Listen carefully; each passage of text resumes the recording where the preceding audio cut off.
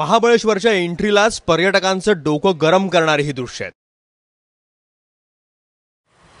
गाडी आली की त्यावर टोल वसुलीसाठी कर्मचारी अक्षरशः तुटून पडतात। पाचगणीच्या सुरुवातीला प्रदूषण कर भरून गाडी महाबळेश्वरात आली की नगरपालिकेचे कर्मचारी लगेचच पावती पुढे करतात। काही दिवसांपूर्वी हा टोल फक्त 5 रुपये होता, जो आता 20 रुपये झालाय। तर वन विभागानं वन संरक्षण टोलच्या नावाखाली आता 50 रुपये उकळायला सुरुवात केली आहे। या सगळ्यामुळे पर्यटक कातावून गेलेत। पाचगणीच्या पहिल्या कशा पावत्या फाटतात? तुम्हाला जायचं नेमकं कुठं होतं? महाबळेश्वरलाच यायचं होतं, पण मग पाचगणीची तिथं काय गरज आहे फाटायची हे मला कळत नाही। पर्यटन स्थळ ठीक आहे की महाबळेश्वर आहे, पण इथं फाडतात ते मला पण माहित होतं, पण तिथं का फाडली मी तिथं विचारलं। कारण आज नाही 3 वेळा आलेलो, मागच्या वेळी पण आले तेव्हा पण आम्हाला फसवलं। बहुत नहीं इतना टोल का जो इन लोग ले रहे हैं जबरदस्त। हमेशा आते कि फर्स्ट टाइम? हमेशा आते। लास्ट टाइम आए थे तो कुछ कम था, ये टाइम आए तो 30-40 रुपीज एक्सटेंड कर दिए। आप किधर किधर घूमने वाले अभी? यही मार्केट से लेके जाते हैं बस। बरं, इतका टोल घेऊन रस्त्यांची अवस्था बघितली तर तुमच्या डोळ्यामध्ये पाणी येईल।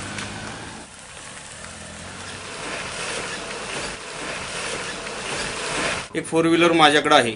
माझ्या स्वतःच्या 4 व्हीलरचे 4 वेळा मला काम करावं लागलं। ह्या पावसाळ्यात 20 ते 25 हजार रुपये मला मिस्त्रीचा खर्च आला नुसता।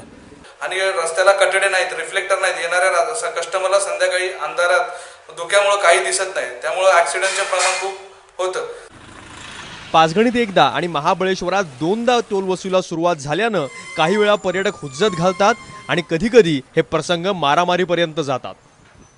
कारण कसं आता येणाऱ्या पर्यटकांना नगरपालिकेचे 20 रुपये द्यायचे व वन समितीचे 15 रुपये द्यायचे, त्यामुळे प्रत्येक पर्यटकाला सांगता आज वन समितीला बी नाकेनऊ होणार आहे आणि नगरपालिकेच्या कर्मचाऱ्यांना ती नाकेनऊ होणार आहे।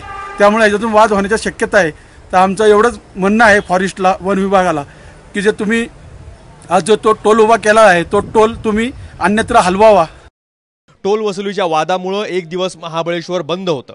प्रकरण मंत्रालयापर्यंत गेलं। मुनगंटीवार यांनी मग टोल वसुलीच्या बदल्यात नगरपालिका आणि वन विभागाला 50 कोटी रुपये देण्याचं आश्वासन दिलं, ज्याची अंमलबजावणी अद्याप झालेली नाहीये। त्यामुळे वसुली बिनदिक्कत सुरू आहे। राहुल तपासे, एबीपी माझा, सातारा।